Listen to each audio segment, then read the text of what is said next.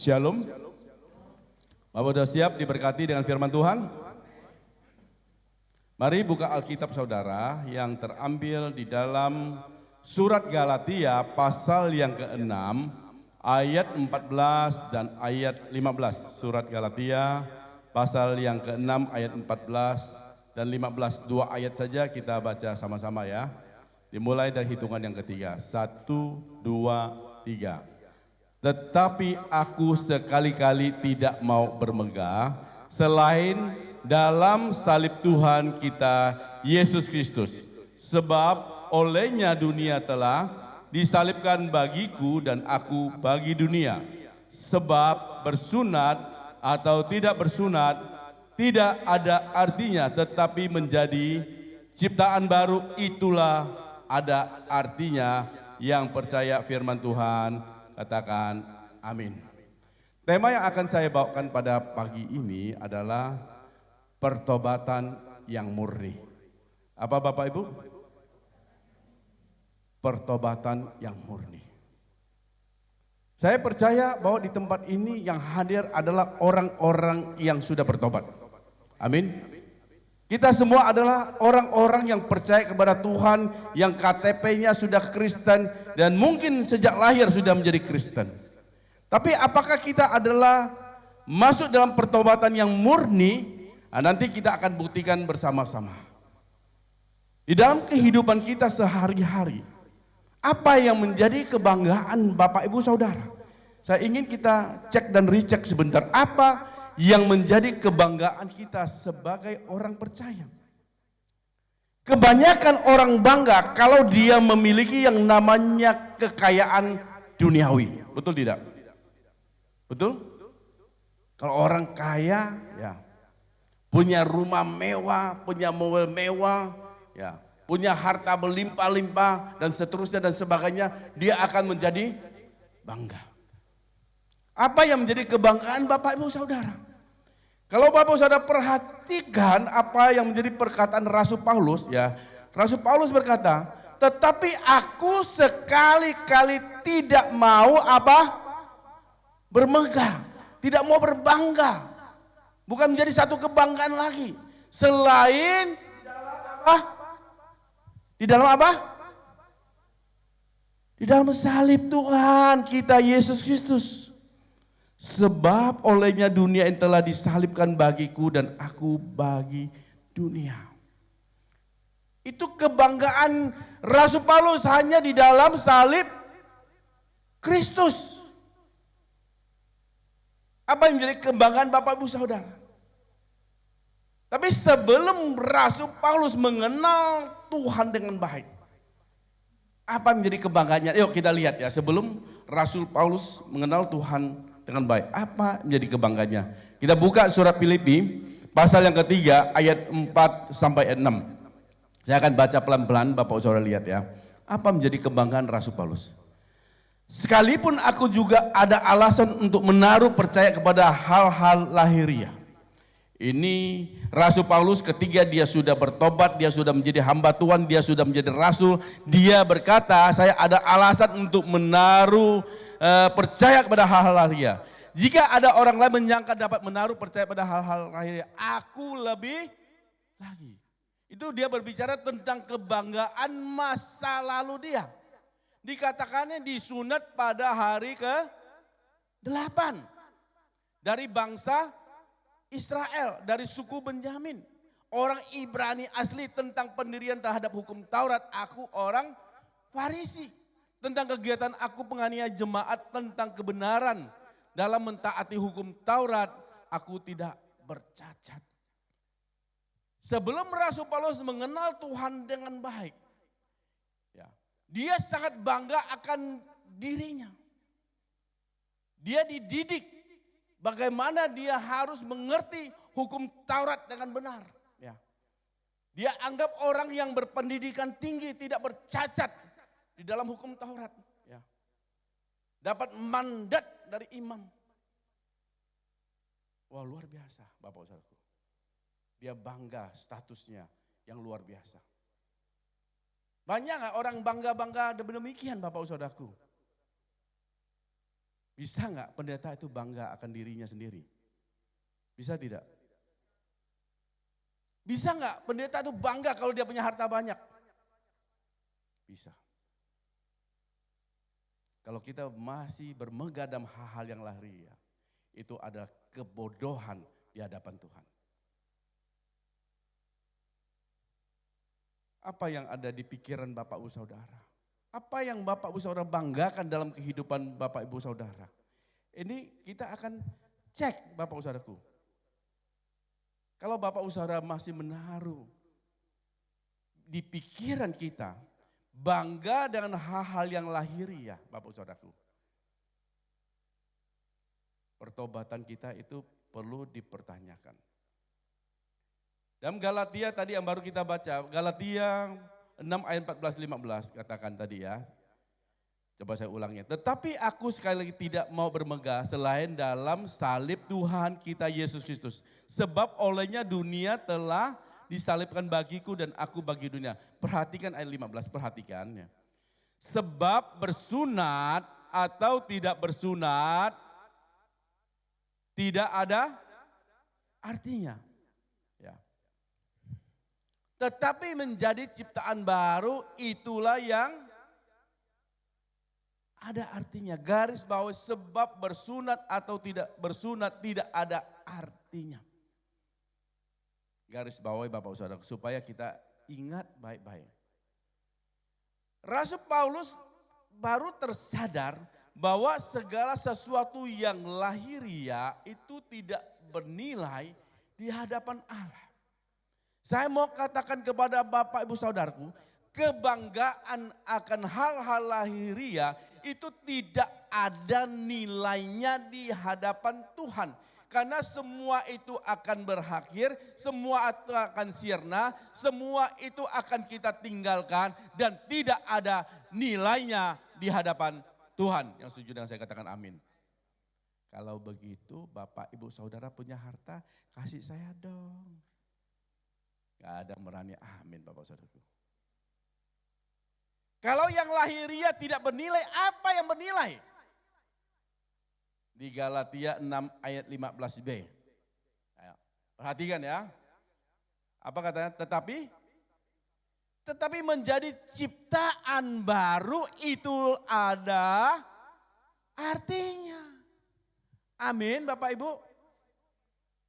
Ketika kita menjadi ciptaan baru itu ada artinya, ada nilainya di hadapan Tuhan. Ketika kita belum percaya itu kita berjalan kepada dosa, kita hari-hari melakukan dosa. Tetapi ketika kita percaya kepada Yesus, mengaku Yesus Tuhan, kita meninggalkan kehidupan lama kita dan kita berbalik arah 180 derajat, kita menjadi ciptaan yang baru, itu ada nilainya di hadapan Tuhan. Amin. Banyak orang Kristen, statusnya Kristen, KTP Kristen, hari Minggu ke gereja, bahkan ikut melayani Tuhan. Apakah dia meninggalkan cara hidup yang lama? Ini pertanyaan loh bagi kita Bapak Saudaraku. Kalau belum, Bapak Saudara belum menjadi ciptaan yang baru, walaupun status kita menjadi Kristen. Pertobatanmu masih perlu dimurnikan. Amin Bapak Ibu. Hari ini kita sama-sama cek apakah kita benar-benar sudah menjadi ciptaan baru atau malah sebaliknya pertobatan kita perlu dimurnikan. Kita perlu cek dan recheck loh Bapak Saudaraku. Yang pertama, apakah saya sudah menjadi ciptaan baru? Galatia pasal 6 ayat 12. Satu ayat saja kita baca ya. Kita baca yang bagian A saja. 1, 2, 3. Mereka yang secara lahiriah suka apa? Menonjolkan diri. Garis bawahi suka menonjolkan diri. Orang yang sudah menjadi ciptaan baru, dia tidak akan menonjolkan dirinya, tetapi dia itu merendahkan diri. Amin. Di gereja ini masih ada yang suka menonjolkan diri? Enggak ada ya. Masih ada yang suka menonjolkan diri? Pak, apa sih menonjolkan diri? Menonjolkan diri, pokoknya dia itu harus makin kelihatan. Oh semua ini karena saya, gereja ini karena saya. Kalau nggak ada saya nggak bisa jalan.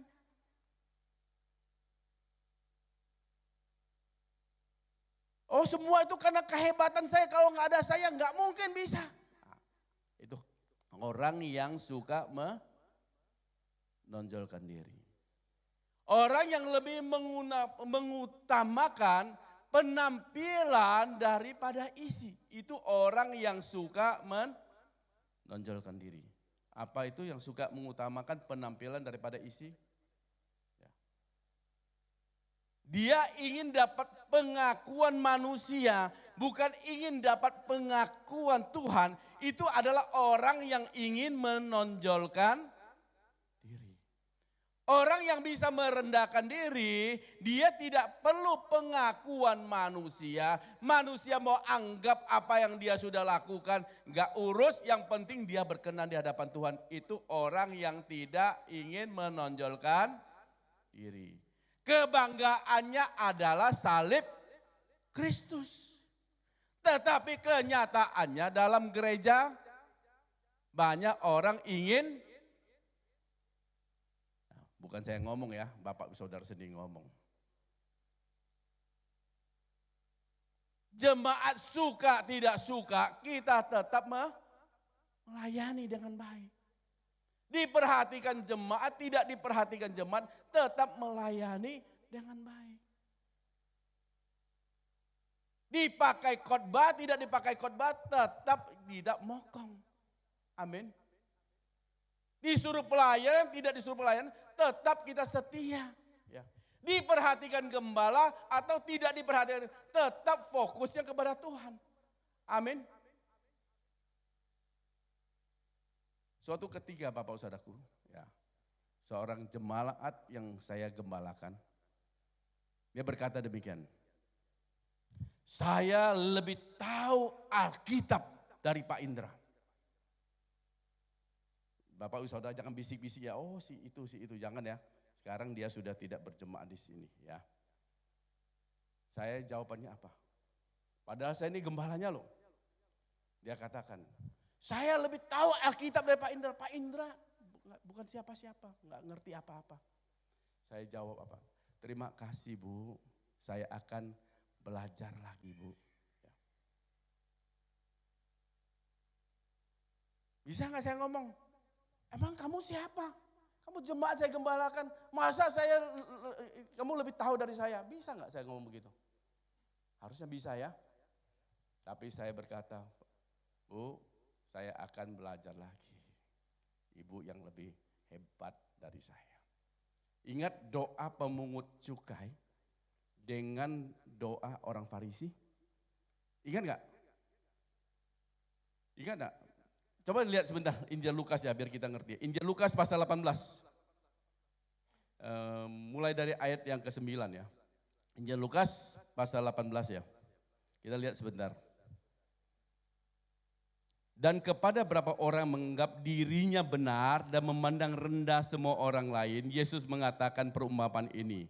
Ada dua orang pergi ke bait Allah untuk berdoa. Seorang adalah Farisi, yang lain adalah mencukai. Orang Farisi itu berdiri dan berdoa dalam hatinya. Dia bilang begini, ya Allah, aku mengucap syukur kepadamu karena aku tidak sama seperti semua orang. Waduh, dia menempatkan dirinya berbeda dengan orang lain. Dia menempatkan dirinya sangat tinggi.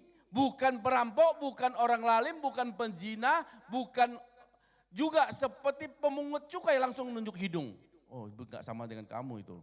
Saya ini orang yang kudus ya, enggak, kamu orang yang kudis. Dia berkata, aku berpuasa 2 minggu sekali, aku memberi 1/10 dari segala penghasilanku. Tetapi pemungut cukai itu berdiri jauh-jauh ya. Merasa tidak layak. Bahkan tidak berani melihat ke langit. Melainkan memukul dirinya dan berkata, Allahku, kasihinilah aku orang berdosa ini. Mana yang berkenan di hadapan Tuhan? Mana yang berkenan? Tuhan berkata kepada orang ini pulang ke rumahnya sebagai orang yang dibenarkan Allah dan orang lain tidak. Sebab, perhatikan, sebab apa? Barang siapa meninggikan diri, dia akan direndahkan. Barang siapa merendahkan diri, dia akan ditinggikan. Farisi berkata apa? Aku tidak sama dengan orang itu. Aku bukan perampok, aku bukan orang lalim, aku bukan pezina. Aku tidak sama dengan pemungut cukai ini. Aku bayar perpuluhan. Aku berpuasa 2 minggu. Seminggu 2 kali. Ini wujud orang yang sombong. Walaupun dia bergerak dibilang kerohanian, tetapi dia sombong, Bapak Saudaraku. Jangan hanya bicara orang di luar Tuhan loh Bapak Saudaraku. Anak Tuhan aja, ada yang sombong enggak? Yang pertama Bapak Saudaraku, orang yang sudah menjadi ciptaan baru, dia tidak pernah menonjolkan dirinya. Dia lakukan segala sesuatu, itu adalah untuk mempermuliakan nama Tuhan. Itu ciri loh orang yang menjadi ciptaan baru. Amin. Yang kedua, apakah saya sudah menjadi ciptaan baru? Kembali ke surat Galatia pasal 6 ayat 12. Tadi ayat yang kita baca ya, yang baru kita baca ya. Mereka yang secara lahiriah suka menonjolkan diri, mereka yang berusaha memaksa kamu untuk bersunat, perhatikan, hanya dengan maksud supaya mereka tidak dianiaya karena salib Kristus. Garis bawah, supaya mereka tidak dianiaya karena salib. Ini adalah jenis orang Kristen yang mencari aman saja. Atau Kristen kompromi. Kita tahu Bapak Saudaraku, orang Yahudi itu memegang adat istiadatnya itu ya sangat ketat ya, dan hampir tidak ada toleransinya. Kenapa saya katakan kalau hari Sabat Bapak Saudaraku, mereka itu mau menyalakan api saja dia tidak boleh Bapak Saudaraku. Tetapi Bapak Saudaraku, kalau ayat yang baru kita baca itu ya, dia walaupun dia orang Yahudi, ketika diinjili, ketika ada Tuhan Yesus, dia mulai percaya dengan sekte baru saat itu, yaitu percaya kepada Tuhan Yesus, bahwa Yesus adalah Tuhan. Mereka masih takut-takut ketahuan orang, Bapak Saudaraku, bahwa mereka itu percaya kepada Yesus. Makanya mereka dari kalangan mereka itu ya, walaupun Injil berkata bersunat itu tidak ada artinya, tetapi mereka tetap menjalankan sunat. Ya. Mereka yang tidak bersunat, Bapak Saudaraku, itu takut ketahuan orang Yahudi yang lain, yang dalam tanda petik masih belum percaya kepada Tuhan Yesus. Kalau ketahuan Bapak Saudaraku, mereka merasa tidak aman. Makanya saya bilang ini jenis orang Kristen yang hanya untuk mencari aman. Ya. Pertobatannya itu perlu dipertanyakan. Apakah benar dia ada ciptaan baru? Ya. Orang yang menjadi ciptaan baru, dia berani menunjukkan dirinya itu siapa. Dia tidak akan takut disebut orang Kristen. Dia tidak akan kompromi dengan adat istiadat dan sebagainya yang melanggar firman Tuhan. Walaupun Bapak Saudaraku, orang bersunat itu tidak melanggar firman Tuhan loh. Tidak melanggar Bapak Saudaraku. Tapi sunat kita itu sunat yang berbeda. Bukan sunat syarat. Ya. Tapi sunat karena untuk hal-hal yang lain gak ada masalah. Ya. Tetapi ketika itu Bapak Saudaraku, mereka tidak berani Bapak Saudaraku, mereka mengharuskan mereka untuk bersunat. Bukan karena hal-hal ya yang bersifatnya untuk kesehatan dan sebagainya. Tapi karena dia takut Bapak Saudaraku disebut orang Kristen. Ya. Bapak Saudaraku, Jangan ya kita menjadi Kristen. Ya. Disebut orang Kristen, tapi kita sebetulnya kita belum menjadi ciptaan murni. Ciptaan yang baru. Ya, pertobatan kita belum dimurnikan. Kalau engkau adalah ciptaan baru, pertobatan engkau murni, engkau akan berkata, saya ini orang Kristen. Ya. Saya tidak takut sama siapapun juga. Di kelompok ya mayoritas kita berani menunjukkan dirinya. Kalau misalnya di acara umum kita sebagai orang percaya, cara doa kita bagaimana? Tutup pakai apa? Kalau kita orang Kristen kan sudah biasa, Bapak kami yang di surga, ya betul kan? Cirinya ada kan? Biasa ditutup di dalam nama Tuhan Yesus. Tapi ketika kita tampil di umum, doa kita berbeda Bapak Saudaraku. Kepada Tuhan yang maha kuasa. Dipelintir-pelintir supaya aman Bapak Saudaraku. Ada yang begitu? Gak ada di sini. Maksudnya gak ketahuan Bapak Saudaraku. Yang kedua Bapak Saudaraku. Orang yang menjadi ciptaan baru. Pertobatannya harus murni. Dia harus berani berkorban apapun resikonya dalam kehidupannya. Amin. Jangan hanya cari aman saja. Kalau Bapak Saudara kekristenan masih cari aman, Bapak Saudaraku, saya katakan pertobatanmu belum murni. Engkau bukan menjadi ciptaan baru. Pertobatan yang murni, dia berani berkorban untuk Kristus apapun resikonya. Amin Bapak Ibu. Amin. Yang terakhir ya, apakah saya sudah menjadi ciptaan baru? Ini hal-hal dan demikian Bapak Saudaraku. Saya lihat jarang dikhotbahkan Bapak Saudaraku. Saya tidak mau hanya khotbah tentang berkat-berkat Bapak Saudara. Berkat itu otomatis buat Bapak Ibu Saudara. Ketika Bapak Ibu Saudara sungguh-sungguh dalam Tuhan. Tapi fondasi dasar kekristenan itu Bapak Ibu Saudara harus miliki sebagai orang percaya. Jangan hanya KTP kita Kristen, tapi fondasi kekristenan kita kuat. Kita gampang digoyahkan, gampang kita dikompromi dengan dunia. Fondasi kita itu harus tetap kuat Bapak Saudaraku. Yang ketiga, apakah kita sudah menjadi ciptaan baru? Galatia 6 ayat 13. Yuk satu ayat saja kita baca ya. Sebab mereka yang menyunatkan diri pun tidak memelihara apa?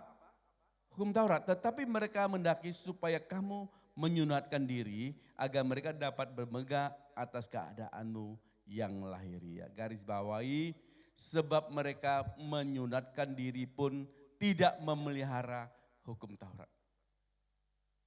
Sebagai orang Kristen, berapa banyak kita melakukan firman Tuhan hanya sepenggal-sepenggal, sepotong-sepotong, atau hanya melakukan firman Tuhan yang tertentu saja. Kita pilah-pilah, kita pilih-pilih yang enak bagi kita, kita lakukan. Yang merasa tidak enak, kita singkirkan. Kita pilah-pilah menurut keinginan kita. Kenapa Yesus selalu mengecam keras orang Farisi? Ya orang Farisi ya seperti itu. Ya.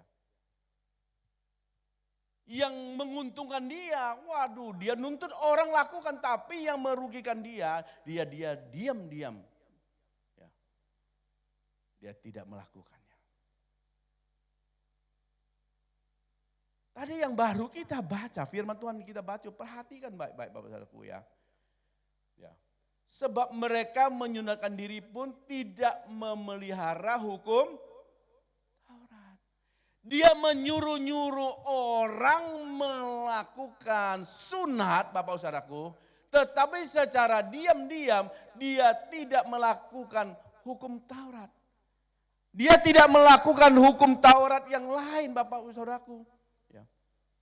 Dia hanya fokus kepada satu titik di sana. Firman Tuhan Bapak Saudaraku tidak bisa kita pilih-pilih Kalau Tuhan memberkati, ya kalau bicara berkat kita terima amin, amin. Paling kencang Bapak Saudaraku suaranya aminnya.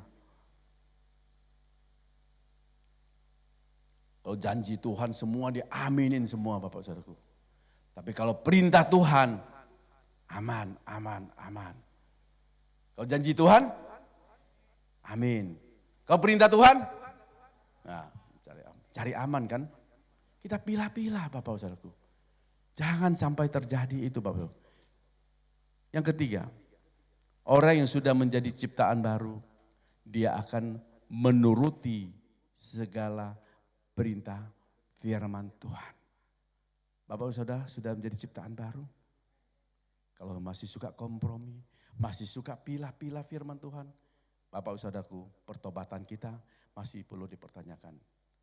Saya kiranya firman Tuhan yang singkat ini boleh sungguh jadi berkat buat Bapak Saudara.